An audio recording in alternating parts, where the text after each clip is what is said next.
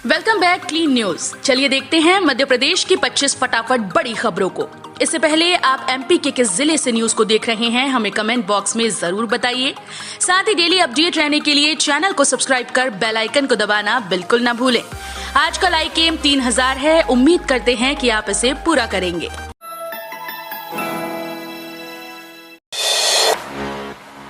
मध्य प्रदेश में पेंशनर्स के लिए खुशखबरी, 5% बढ़ाई महंगाई राहत, न्यूनतम 350 रुपए का होगा लाभ।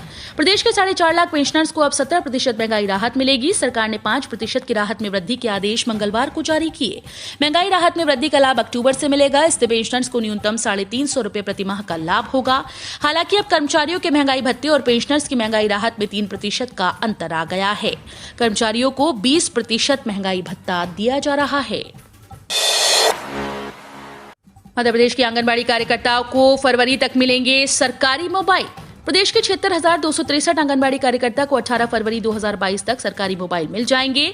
महिला एवं बाल विकास विभाग ने मोबाइल खरीदने की कार्य योजना जारी कर दी है, जिसके हिसाब से सभी जिला कार्यक्रम अधिकारी तय समय पर निविदा खोलेंगे, तकनीकी मूल्यांकन करेंगे और आदेश देने के 45 दिन में कार्यकर्ताओं को मोबाइल उपलब्ध कराएंगे। मोबाइल खरीदने के लिए कार्यकर्ताओं को नकद भुगतान करने पर केंद्र सरकार की रोक के बाद विभाग ने मोबाइल खरीदने की प्रक्रिया विकेंद्रीकृत कर दी। जैविक खेती पर कल 16 दिसंबर को किसानों वैज्ञानिकों से प्रधानमंत्री नरेंद्र मोदी के संवाद का होगा सीधा प्रसारण। जैविक शून्य बजट और अप्राकृतिक खेती के विकास को लेकर गुजरात के आणंद में किसानों और वैज्ञानिक की 3 दिवसीय कार्यशाला आयोजित की जा रही है। सेमिनार के अंतिम दिन कल 16 दिसंबर को प्रधानमंत्री नरेंद्र मोदी किसानों वैज्ञानिकों से सीधा संवाद करेंगे। मध्य प्रदेश भाजपा किसान मोर्चा द्वारा प्रधानमंत्री के इस कार्यक्रम को पूरे प्रदेश में प्रसारित किया जाएगा। ये जानकारी पत्रकार वार्ता को संबोधित करते हुए किसान मोर्चा के प्रदेश अध्यक्ष दर्शन सिंह चौधरी ने दी। 2000 करोड़ की लागत से बनेगी 116 किलोमीटर लंबी रिंग रोड। शहर की यातायात व्यवस्था को सुगम बनाने के लिए महत्वाकांक्षी ग्रेटर रिंग रोड निर्माण के लिए जमीनी स्तर पर मार्किंग शुरू हो गई। पनागर तहसील के इमलई, पोनिया, छतरपुर, बंधीकुंडम समेत 13 गांव में सड़क निर्माण के लिए सेंटर लाइन की मार्किंग की गई है। 116 किलोमीटर लंबी रिंग रोड का निर्माण 50 साल की आवश्यकता को ध्यान में रखकर किया जाना है। ग्रेटर रिंग रोड निर्माण भारतमाला प्रोजेक्ट में शामिल है। प्रथम और द्वितीय चरण पंचायत चुनाव के लिए नामांकन 20 दिसंबर तक। त्रिस्तरीय पंचायत आम निर्वाचन में नाम निर्देशन पत्र की प्रक्रिया 20 दिसंबर तक चलेगी। चुनाव तैयारियों को लेकर स्टैंडिंग कमेटी की बैठक का आयोजन कलेक्ट्रेट में किया गया। बैठक में मतदान केंद्रों, कुल मतदाता संवेदनशील मतदान केंद्र, अति संवेदनशील मतदान केंद्र, क्लस्टर आधारित नाम निर्देशन स्थलों की जानकारी सहित अन्य जानकारियां दी गई। जिला पंचायत के लिए नाम निर्देशन पत्र न्यायालय कलेक्टर कटनी में प्राप्त किए जाएंगे। काशी की तरह महाकाल मंदिर का लोकार्पण कर सकते हैं पीएम मोदी। प्रधानमंत्री नरेंद्र मोदी ने भव्य, दिव्य और नव्य रूप का काशी विश्वनाथ धाम देश को समर्पित किया। वहीं उज्जैन के महाकालेश्वर मंदिर में चल रहे 600 करोड़ के निर्माण को पूरा होने पर संभवतः मोदी के हाथों इसका भी लोकार्पण हो, इस प्रकार के कयास लगाए जा रहे हैं। काशी विश्वनाथ महादेव और महाकाल मंदिर सोमवार को एकाकार हो गए। लाइव प्रसारण महाकाल मंदिर के प्रवचन हॉल में दिखाया गया। बता दें कि प्रधानमंत्री मोदी द्वारा 13 दिसंबर को वाराणसी में दिव्य काशी, भव्य काशी के मंदिर का लोकार्पण किया गया। ऑनलाइन पढ़ाई पर शिक्षा विभाग का दबाव, स्कूल्स ने शुरू किए बहाने। मध्य प्रदेश में कोरोना संक्रमण फिर से सिर उठा रहा है। बड़े शहरों से लेकर अंचल तक कई नए केसेस मिल रहे हैं। ऐसे में निजी और सरकारी स्कूल्स में अध्ययनरत छात्र छात्राओं और उनके अभिभावकों को डर सताने लगा है। इन सबके बीच प्राइवेट स्कूल्स की बड़ी पोल सामने आ रही है। शिक्षा विभाग ने पिछले कोरोना काल में ऑनलाइन क्लास लगाने पर स्कूल से शपथ पत्र मांगे हैं, जिस पर इनके समक्ष दिक्कत खड़ी हुई है। मुंबई, जयपुर, लखनऊ के आईपीएस समझाएंगे कमिश्नर प्रणाली। कमिश्नर प्रणाली में मिले अधिकारों का इस्तेमाल सही तरीके से कैसे करना है और कब करना है, इसका फॉर्मूला सिखाने के लिए मुंबई, जयपुर और लखनऊ के वरिष्ठ आईपीएस अधिकारी शहर के पुलिस अफसरों को ट्रेनिंग देने के लिए भोपाल आएंगे। अन्य राज्यों के अधिकारी भोपाल के अधिकारियों से ही नए मास्टर ट्रेनर तैयार करेंगे, जो बाद में लगातार आने वाले नए थाना प्रभारी और अन्य स्तर के अफसरों को प्रशिक्षण देते रहेंगे। सरकारी स्कूल्स में निकली हजारों शिक्षकों की भर्ती, कल से ऑनलाइन आवेदन शुरू। जानकारी के लिए बता दें कि सरकारी स्कूल्स में प्राथमिक शिक्षकों के खाली 5,000 पदों पर शिक्षकों की भर्ती का प्रस्ताव स्कूल शिक्षा विभाग ने बीते साल भेजा। पीईबी अफसरों ने बताया कि प्राथमिक शिक्षक पात्रता परीक्षा 5 मार्च को होगी। जानकारी के लिए बता दें कि सरकारी स्कूल्स में प्राथमिक शिक्षकों के खाली 5,000 पदों पर शिक्षकों की भर्ती का प्रस्ताव स्कूल शिक्षा विभाग ने बीते साल भेजा था। पीईबी अफसरों ने बताया कि प्राथमिक शिक्षक पात्रता परीक्षा 5 मार्च को होगी। बिपिन रावत के साले ने सोशल मीडिया पर मांगी मदद। गृह मंत्री ने कहा, हम साथ हैं। देश के पहले सीडीएस बिपिन रावत की पत्नी के भाई यशोवर्धन रावत के सोशल मीडिया पर लिखी गई पोस्ट चर्चाओं में है।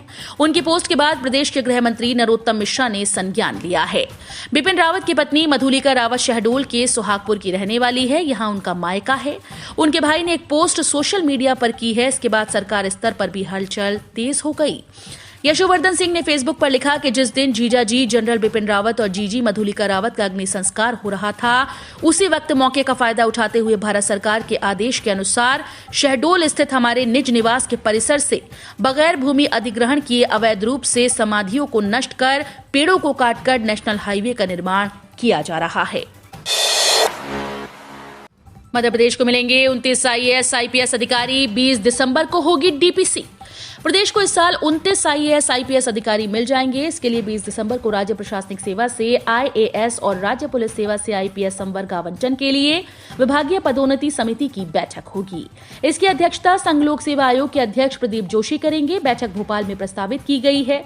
इसमें 18 राज्य प्रशासनिक सेवा और 11 राज्य पुलिस सेवा के अधिकारियों को आईएएस और आईपीएस संवर्ग आवंटन होगा।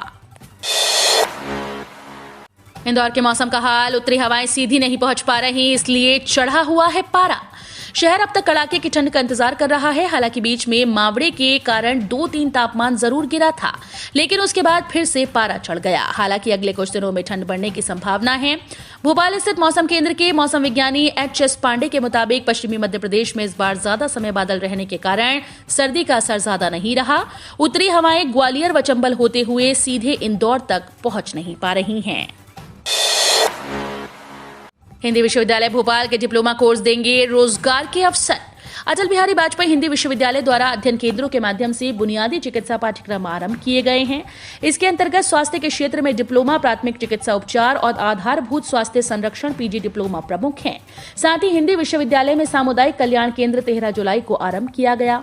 विश्वविद्यालय के कुलपति प्रोफेसर खेम सिंह डहेरिया ने बताया कि प्रधानमंत्री कौशल विकास योजना के तहत बुनियादी चिकित्सा पाठ्यक्रम एक सुदृढ़ स्वरोजगारोन्मुखी प्रशिक्षण योजना के रूप में विकसित किया गया है। ग्वालियर में नामांकन दाखिल करने की प्रक्रिया शुरू। पहले दिन जिला पंचायत सदस्य प्रत्याशियों ने लिए 13 आवेदन। त्रिस्तरीय पंचायत निर्वाचन के लिए नामांकन दाखिले की प्रक्रिया शुरू हो गई। पहले दिन जिला पंचायत सदस्य के लिए 13 प्रत्याशियों ने आवेदन लिए। इसमें से डबरा और भीतरवार के वार्ड 10, 11, 12 और 13 के लिए 7 प्रत्याशी नामांकन की रसीद काटकर आवेदन ले गए। उधर घाटी गांव मुरार के लिए 5 प्रत्याशियों ने नामांकन फॉर्म खरीदे। जनपद सदस्य और पंच सरपंच के लिए भी ब्लॉक स्तर पर निर्वाचन अधिकारी कार्यालयों से प्रत्याशियों ने 50 से अधिक नामांकन लिए हैं। उम्मीदवारों के लिए राहत भरी खबर, परीक्षा की अधिसूचना जारी। एमपीपीएससी के उम्मीदवारों के लिए बड़ी खबर है। मध्य प्रदेश गृह निर्माण और अधोसंरचना विकास विभाग के द्वारा कंप्यूटर प्रोग्रामर परीक्षा 2021 की अधिसूचना जारी कर दी गई। उम्मीदवार एमपीपीएससी ऑफिशियल वेबसाइट से जानकारी प्राप्त कर सकते हैं। वहीं परीक्षा के लिए ऑनलाइन आवेदन की अंतिम तिथि 23 जनवरी 2022 रखी गई है। इसके अलावा केवल ऑनलाइन आवेदन स्वीकार किए जाएंगे। ऑनलाइन आवेदन की प्रक्रिया 24 दिसंबर दोपहर 12 बजे से शुरू होगी।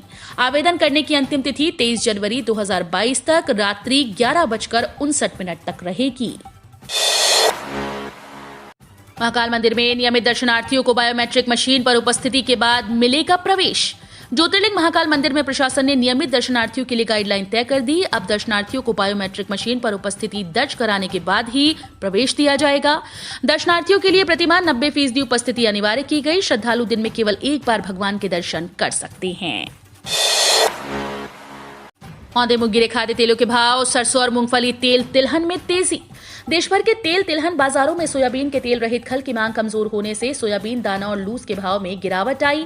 वहीं बाजार की मांग बढ़ने से सरसों और मूंगफली तेल तिलहन के भाव मजबूती के साथ बंद हुए। शिकागो एक्सचेंज में तेजी के कारण सोयाबीन तेल के दाम भी मजबूत रहे, जबकि मलेशिया एक्सचेंज में गिरावट के बीच सीपीयू और पामोलिन तेल कीमतें पूर्व स्तर पर बंद हुई। IOCL में 300 तकनीकी और ट्रेड अप्रेंटिस की भर्ती।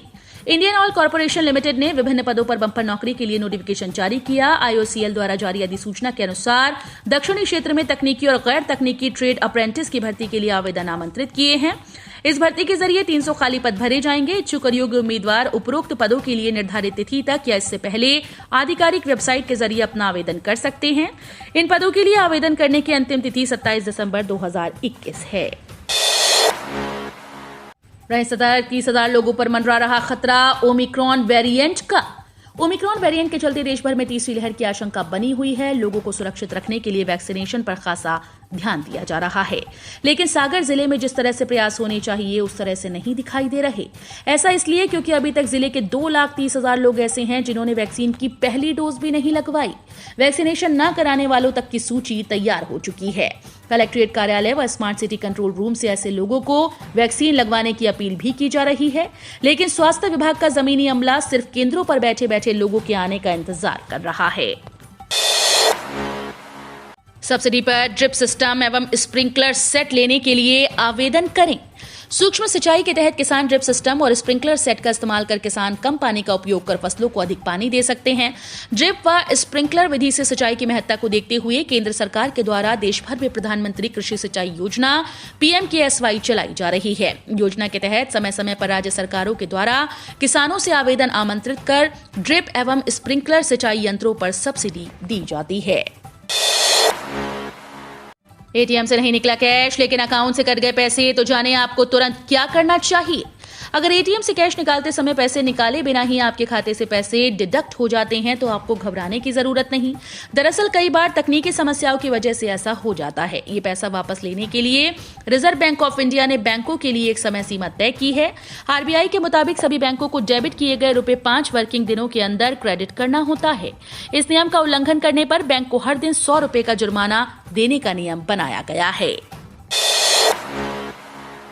अफ्रीकी देश कांगो में भारत की 35 दवाओं का आयात प्रतिबंधित, मध्य प्रदेश के उत्पादकों को नुकसान।